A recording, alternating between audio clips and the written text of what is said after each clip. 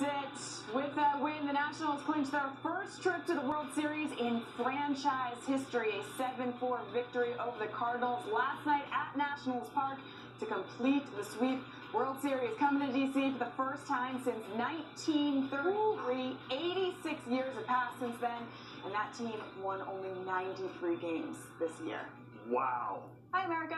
Lex Haddad, Stephen Nelson, the Rundown bonus episode of the Rundown, 2 to 4 p.m. Eastern here on the network. Now, AD, I think objectively, I didn't grow up a Nats fan, but how huge this has to feel for folks in the DMV. Because even though for the past few months, everybody on this network has been saying, you don't want to play the Nationals, like they're a team to be reckoned with, like that is the one matchup you don't want. I'm sure Nats fans are like, have you guys not watched this in the postseason? Like something bad's going to happen. They were always, even last night, up 3-1 or 3-0, and I'm sure they felt like something was going to go wrong, but it didn't. It didn't. I know. I've heard from so many fans from down in D.C., in Maryland, and Virginia, and a lot of them are talking so much about the let the kids play mantra, and how that has been such an injection of youth into the game. But to not forget about some of these statesmen here, because you have guys like the journeyman Howie Kendrick coming in at 36 years old and being a star on this team. You have Ryan Zimmerman, who born and bred in that organization, coming up. He's been on that team since 2005, now making a huge impact in the postseason and on his way to the World Series with the squad. So it's amazing to watch all of it come together. Sean Doolittle said last night, when you start naming guys who have stepped up for us on this team, you name everyone on the squad, because everyone has had their ups and their downs. That's what makes this a whole unit. And now they got 6 days to kick their feet up and figure out who they're going to play. Who's the best matchup? We'll get into that throughout the show. What else we got coming on the Rundown this afternoon, AD? All right.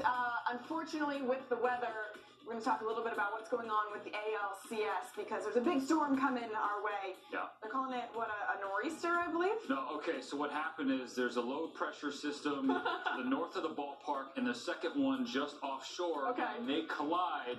That potentially has a bombogenesis situation.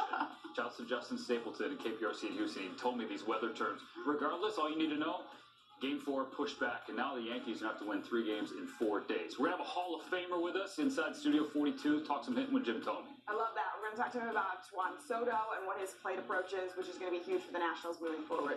And deals with Dan.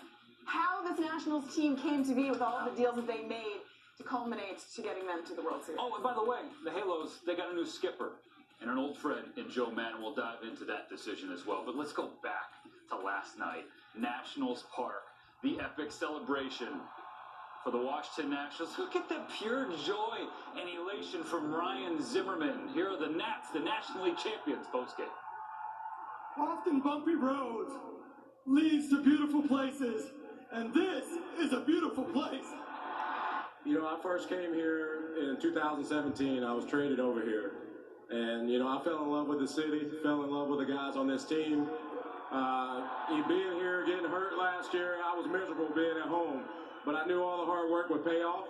And coming back this year, all of us made it worth it. Man, this is what we've been trying to work for all those years. And I appreciate everyone sticking with us. And if you didn't stick with us, we were still going for it. Don't worry. They've been with us through the good times and the bad times. And, this is about as good as it gets, but we're not done yet. The whole team played together. The whole team deserved this. The whole team prepared every single day to be in that situation. And, it's not about just one player. I think, everybody doing like a little thing to be here. We've grinded in some dog fights in the postseason to finally punch through.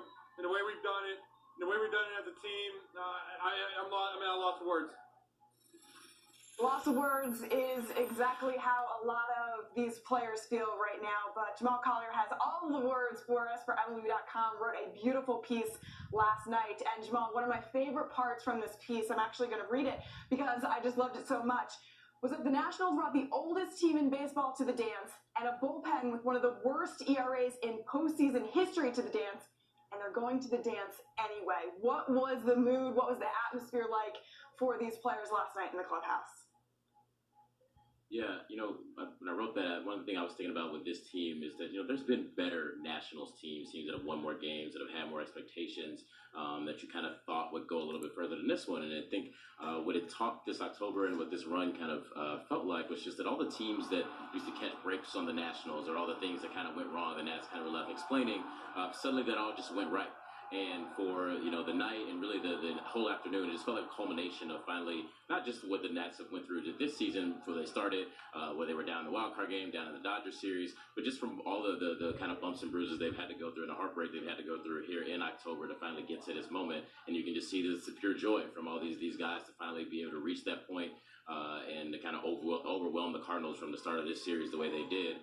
It's just a crazy thing, ride to think that this Nationals team, with that bullpen, with all the things and the warts in the start, this is the one that finally got through and finally got to the World Series. It shows you how random this all can be. And some of the elder statesmen on this team getting it done. Yeah. Howie Kendrick, from the Angels to the Dodgers to a brief stint with the Phillies to the Nationals, now to the NLCS MVP. How did he go about basically remaking himself into this big star for the Nats?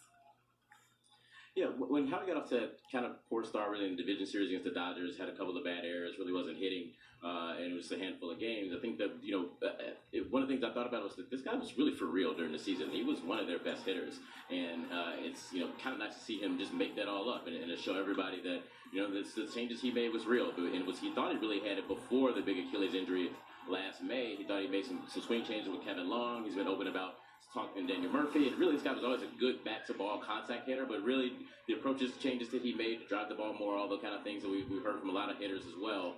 This guy really took his game to a new level, and to see him be able to do it on this stage, to win an LCS MVP, which is really impressive, and it shows you again about these guys. It's one of the big reasons this team was able to go as far as they did. They got a huge contribution from Howie Kendrick throughout the season that you didn't really expect. And then in the postseason, they were able to play him as often as they were with the off days and the way the schedule was. He was such a huge piece to this team, and it's such a cool story. A guy probably is going to have a good chance to win an National League Comeback Player of the Year as well. Yeah. Achilles injury at that age is not a guy who you think might not even be coming back and get a job the next season. 100%. The fact that he said last night that this is the best moment of his career really rang true and stuck with those Nationals fans that were there listening to that post-game speech. All right.